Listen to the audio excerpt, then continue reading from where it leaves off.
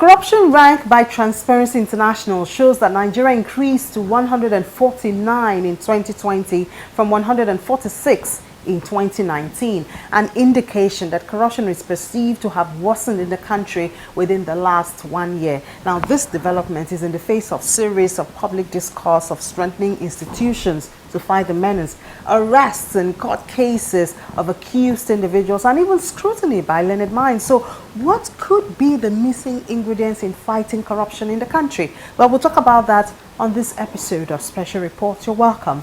I'm Imi John Mekwa.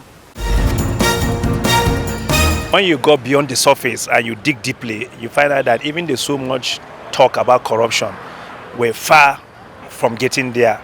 We've heard so much about the fight. Sadly, I've not had prosecutions yet. I have seen corruption like I've never seen anywhere in the system, in the healthcare system. Corruption, a strong word on the lips of Nigerians said to be the bane of the country's development. About a decade ago, Nigeria was estimated to have lost over $400 billion to corruption since independence. In 2018, the country ranked 144 among 180 countries listed in Transparency International's Corruption Index, having Somalia at 180th position, making it the most corrupt, and Denmark being the least corrupt nation. In Nigeria, the rise of public administration and the discovery of oil and natural gas are two major events believed to have led to the sustained increase in the incidence of corrupt practices in the country. Efforts have been made by the government to minimize corruption through the enactment of laws and the enforcement of integrity systems, but with little success. How are those institutions that are built or created to fight corruption functioning? What other laws has Buhari as a government been able to add or create to strengthen the anti-corruption agency? The individual at the moment mounting as the head or heading the corruption agency have had issues with the National Assembly. And how can you fight corruption without getting support of all arms of government? The DSS in the past have written a report. Whether it has been countered or not is an issue. We've been told how the Office of the Attorney General have written letters to him. We've heard a lot of disagreement within government agencies that are supposed to coordinate, cooperate and collaborate on issue of corruption, not doing it. So I think on that aspect, there a lot need to be done. And you remember and agree with me that the three-pillar policy of this government that brought them on board was the issue of corruption, economic and security. And so if at the level that we're talking about corruption we still have issues, then I think we're far from it. We've had issues of how the former Secretary of Federal Government took a lot of time for the president to react. We've had how EFCC have claimed they found a lot of monies around markets and other places and nobody have told us what's happening. We've had about allegation of telecommunication, Alfie giving individual within government support and nobody has said anything. What about the issue of recruitment? Because corruption is not only financial corruption.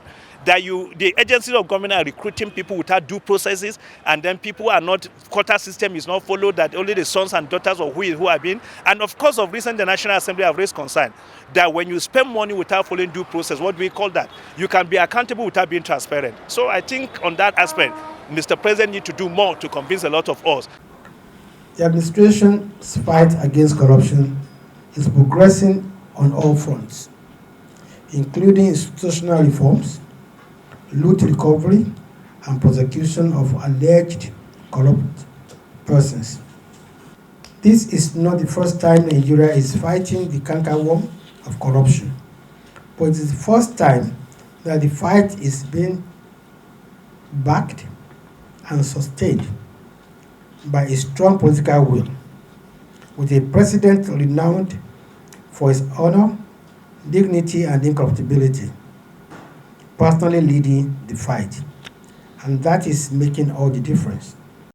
Before independence, corruption, though prevalent, was kept at manageable levels. However, the cases of corruption during the period were sometimes clouded by political infighting. In 1944, Sir Nnamdi Azikiwe was the first major political figure to be investigated. A firm belonging to him and his family bought a bank in Lagos. The bank was procured to strengthen local control of the financial industry, albeit reports about transactions carried out by the bank show that Azikiwe had resigned as chairman of the bank. The current chairman was an agent of his. The report wrote that most of the paid-up capital of the African Continental Bank were from the Eastern Region Financial Corporation. In western Nigeria, politician Adegoke Adelabu was investigated following charges of political corruption leveled against him by the opposition. In the northern region, against the backdrop of corruption allegations leveled against some native authority officials in Borno State, the northern government enacted the customary presence order to forestall any further breach of regulations.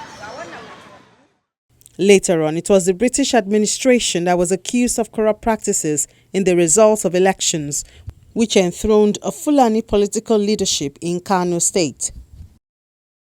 During the post-independent era, corruption for the most part of Yakubu Gowon's administration was kept away from public view until 1975. A corruption scandal surrounding the importation of cement engulfed many officials of the Defense Ministry and the Central Bank of Nigeria. However, the administration of Murtala Mohammed made reformist changes after a military coup brought it to power. The new government sacked a large number of prior government officials and civil servants, many of whom had been criticized for the misuse of power they wielded under the Gowon military regime. The first administration of Olusegun Obasanjo was a continuation of the Murtala Mohammed administration and was focused on completing the transition program to democracy as well as implementing the national development plans. Major projects including building new refineries, pipelines, expanding the national shipping and airlines, as well as hosting Festac was done during this administration. A number of these national projects were said to be conduits to distribute favors. This menace was deemed pervasive during the administration of Shehu Shagari. In 1981, rice shortage led to accusations of corruption against the government. However, accusations of favoritism and government-supported speculation were leveled against many officials. Regime after regime, the acts of corruption amongst political office holders and civil authority persisted. The free-for-all corruption going on all over the country leaves us with the impression that the country is dying.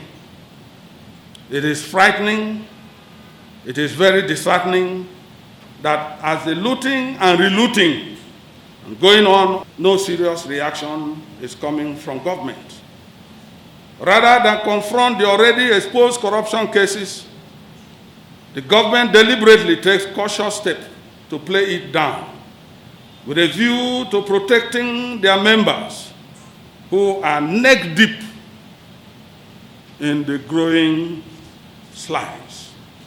The capacity of corruption to fight back has been reduced with the expiration of the life of the 8th Assembly, because that is where the main opposition to this government was constituted, main opposition to the fight against corruption. That was the center. And at that stage, at that time, it did not depend on which party they belonged to. They all ganged up together against the fight against corruption and did everything they could to frustrate the government and ourselves in this fight. Luckily, the 9th Assembly is a totally different assembly. It's an assembly that is determined to work hand in hand with the government and therefore with us in achieving the highest level of non-corruption in society. At the return to civilian rule by the then President Olusegun Obasanjo in 1999, various corruption scandals broke out with top officials of his government and past government officials indicted. At the wake of the second term of President Obasanjo in office in 2003, a Nigerian law enforcement agency that investigates financial crimes such as advance fee fraud and money laundering was established. The Economic and Financial Crimes Commission, the EFCC, has its head office in Abuja. It's partially in response to pressure from the Financial Action Task Force on Money Laundering, which named Nigeria as one of the 23 countries non-cooperative in the international community's effort to fight money laundering. Under the chairmanship of Nuhu Ribadu, the agency has addressed financial corruption by prosecuting and convicting a number of high-profile corrupt individuals. On the 6th of June 2008, Mrs. Farida Waziri was sworn in as the new chairperson of EFCC. Mrs. Waziri was removed by President Goodluck Jonathan on the 23rd of November 2011 and replaced by Ibrahim Lamode. Ibrahim Lamode was sacked by President Muhammadu Buhari on the 9th of November 2015 and replaced with Ibrahim Magu. The Nigerian Senate refused to confirm Magu as chairman of the agency twice, owing to security reports by law enforcement agencies in the country. He was chairman of the agency in acting capacity for about 6 years. This went on until July the 6th, 2020, when Mr. Magu was arrested by operatives of the Department of State Services and the Nigeria Police Force, driven to the presidential villa where he was made to answer questions on alleged corrupt practices. He was detained overnight, and on the 7th of July, he was suspended from his position as acting chairman of the agency, pending the completion of the investigation. Permit me to say that for 4 successive chairmen of the EFCC from inception have been drawn from the police. Therefore, in appointing a new chairman of EFCC, consideration should be given to candidates from other law enforcement or security agencies and core staff of the EFCC as provided in the Economic and Financial Crimes Commission Establishment Act 2004. It is also important to point out that at the moment there are 970 policemen, 114 drivers, 641 mobile policemen, and 215 operators are on secondment to the EFCC. Therefore, an exit plan for the disengagement of the police and other personnel within 2 years from now should be considered. This will address the issue of no promotion of core staff for over 9 years. For over 9 years, some of the core staff are stagnant at the same position, which is unhealthy and is creating some sort of rivalry between the police and the core staff of the EFCC. Your Excellency, our thinking here is that whoever you are appointing other than a core EFCC staff should be in transitional capacity of 2 years, during which period arrangement could be made for appointment of any of the core EFCC staff who had proven themselves commendable. National Crime Agency had commended them, and some other institutions of this nature have commended them.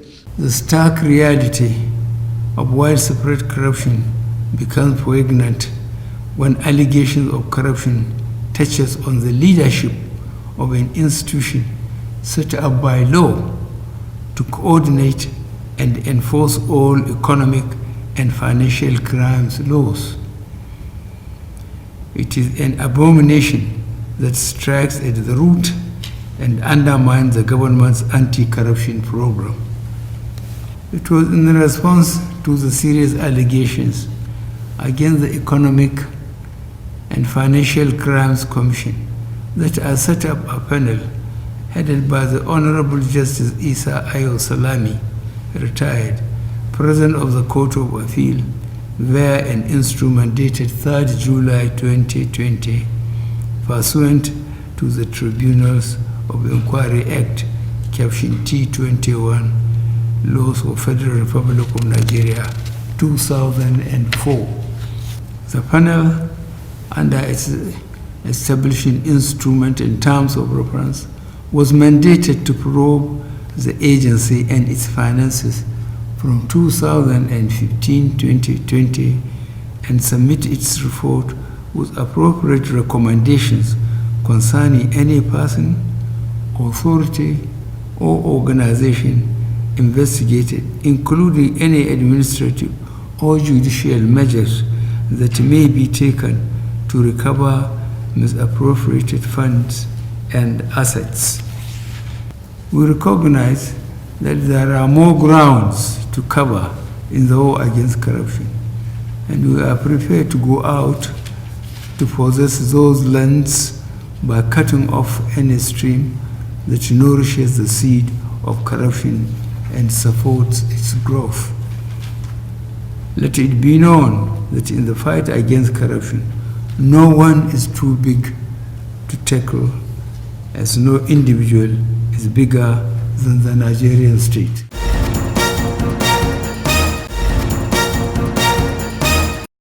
On the 10th of July 2020, President Muhammadu Buhari approved the immediate suspension of Ibrahim Magu as acting chairman of EFCC and approved that the Director of Operations, Mohammed Umar Abba, should take charge and oversee the activities of the commission.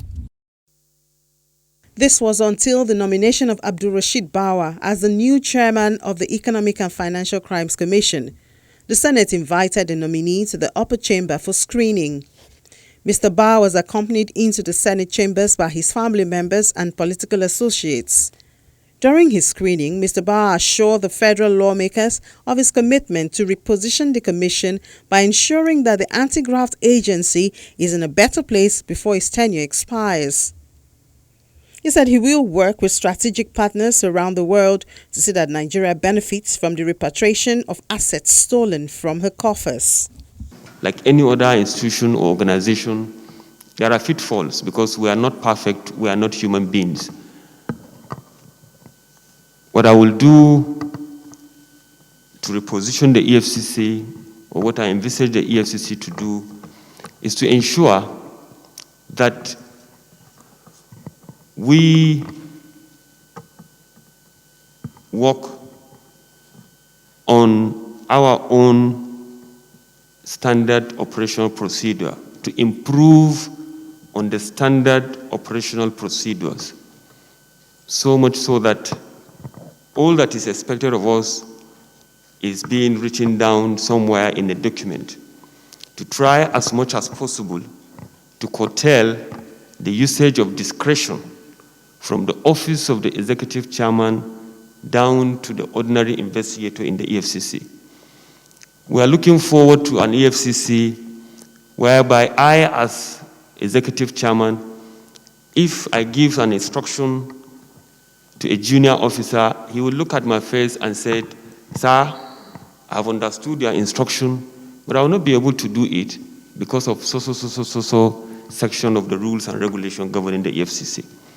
The issue of synergy between the EFCC and sister security and law enforcement agencies in the country, as well as the work I envisage to do together with our own foreign strategic partners. We are going to work on that. We are going to strengthen it. EFCC is not a lone ranger. We are going to reach out. The job of fighting economic and financial crimes is for everybody to be on board. And we will ensure that because we don't have monopoly of knowledge, everybody is on board to ensure that at least we rid this country of economic and financial crimes. According to Mr. Bawa, the EFCC will achieve its independent objective by sharing information with its partners. He promised that at the end of his tenure, the EFCC will be a better place than he met it, noting that his training by the FBI and the National Crime Agency of the United States and the United Kingdom respectively will come in handy. Responding to questions regarding what he will do differently from his predecessors, Mr. Bawa says he will reposition the Commission by ensuring that it strengthens its standard operating procedures and improve on them. One thing that I feel that I can do differently, and that thing is leading by example, sir. Leading by example. I've always done that with all sense of modesty in all the bits and zones that I have handled. I've never been in office a minute after 8 except if something happened. Not that I cannot come in 9 o'clock or 10 o'clock, but I try to, as much as possible, to ensure that I'm leading the pack. And that is an area where I feel that I'm going to make difference as the next executive chairman if confirmed, not only on coming to the office early or late, but in all ramification regarding what is expected of an ideal EFCC operative, detective, or prosecutor, and indeed a staff of the EFCC. He's also stated that there will be more transparency and accountability. While acknowledging that the EFCC has issues with the management of assets, the FCC boss says he will embark on the digitization of the offices for proper record keeping. He notes that the Constitution will guide his actions.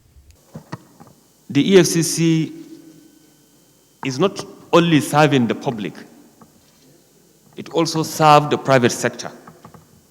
And recoveries are made both for the public or for the government, and of course, for individuals in the private sector. As I said during my presentation, that the Lagos Zonal Office recovered over 10.9 billion last year. All of that money does not belong to the government, either federal government or state government. Federal government as victims have their own share of the money, so also the Lagos state government, so also Ogun state government, so also various individuals, corporate entities. So anytime an EFCC chairman do mention about the recoveries he made, he mentioned about everything that he has recovered, either for the government or for the public sector. Or for the private sector. So yes, somebody may think that yes, EFCC has said that they have recovered 1 trillion. Then they will go to the EFCC recovery account, and then they will see only 900 million, and then they will ask, why is 100 million? So those are some of the disparities that I hope, God willing, we are going to digitalize the process, we are going to be transparent, we are going to show accountability on everything that we do going forward. In the EFCC, we have a full-fledged Directorate of Asset for Future and Recovery Management. A full-fledged directorate with director at the headquarters, as well as offices in all the zonal offices of the EFCC that manage assets on interim for future orders, as well as on final for future orders before disposal or being handed over to their victims. We are working on that. We are working on digitalization of the process. We are working on putting the records up to date. The government, even as we speak, are working on that as well. And more so because we already have a federal government committee that is working regarding all these assets. Very soon, I believe, Nigerians will know about that and benefit that they can derive from such properties. Senators also questioned him on some allegations which have since gone viral.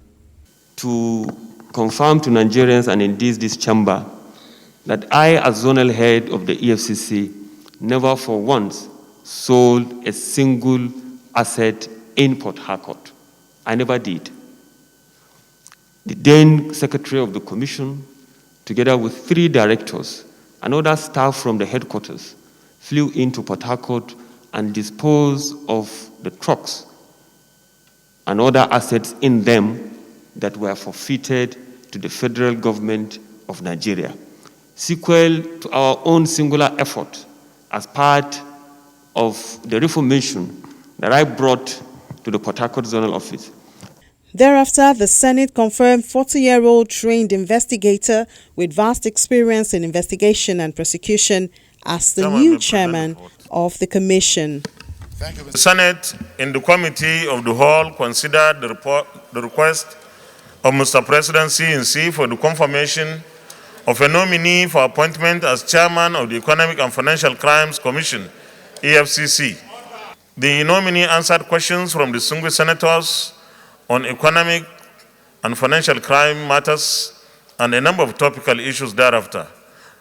The committee approved the nomination of Abdurrashid Bawa as chairman of the Economic and Financial Crimes Commission, EFCC. Is this a true reflection of what transpired in the Committee of the Whole? Thank you. Confirmation. Will the Senate confirm the nomination of Abdurrashid Bawa as chairman of the Economic and Financial Crimes Commission, EFCC? Those in favor say aye. Those against say nay. The ayes have it. The nomination of Abdurrashid Bawa is hereby confirmed as chairman of the Economic and Financial Crimes Commission. Congratulations. Abdul Rashid Bawa graduated from the Usman Danfodio University in Sokoto with a Bachelor of Science degree in Economics. Bawa, who joined the EFCC as an Assistant Detective Superintendent in 2004, also holds a Master's degree in International Affairs and Diplomacy, which he obtained from the same university in 2012. Going by his documentation, Bawa has spent about 16 years working with the EFCC as a detective and is currently pursuing a Bachelor of Laws degree at the University of London. He was part of the pioneer EFCC Cadet Officers, Course 1, 2005. He rose through the ranks to become a Deputy Chief Detective Superintendent, a position he's been holding since 2016.